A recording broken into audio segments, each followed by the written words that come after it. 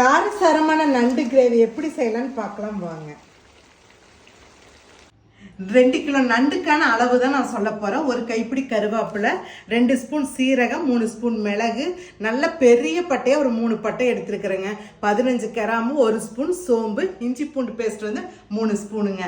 அதோட சின்ன வெங்காயம் 100 கிராமு, 2 சில்லு தேங்காய், இதெல்லாம் வந்து கொஞ்சமாக தண்ணி ஊற்றி நைஸாக அரைச்சி எடுத்துக்கலாங்க. பாருங்க, நண்டு நல்லா க்ளீன் பண்ணி வச்சாச்சு. மசாலாலாம் போட்டுக்கலாம். 1 ஸ்பூன் மஞ்சத்தூள், அளவான உப்பு. பாருங்க, மசாலா இந்த பதத்துக்கு அரைச்சாச்சு. இதை போட்டு நண்டில் போட்டு நல்லா கலக்கிக்கணுங்க. இந்த நண்டை நம்ம அரை மணி நேரம் நல்லா ஊற வச்சுக்கலாங்க. நல்லெண்ணெய் 5 ஸ்பூன், 2 பட்டை, 2 கிராம்பு, 1 ஸ்பூன் சோம்பு, கருவேப்பிலை, 4 பெரிய வெங்காயம், 6 தக்காளி பழம், 2 ஸ்பூன் வரமிளகாத்தூள், 4 ஸ்பூன் கொத்தமல்லி தூள். நல்லா பெசரி ஊற வச்ச நண்டை போட்டுக்கலாம்.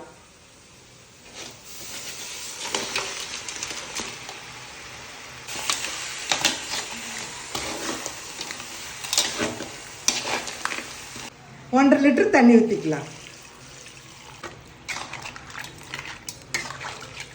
நம்ம இவ்வளோ தண்ணி ஊற்றி இருக்கிறோங்க. இந்த தண்ணி சுண்டுனாலே நண்டு வெந்துருச்சுன்னு அர்த்தம். அப்பப்போ எடுத்து கலக்கி விட்டுக்கலாங்க.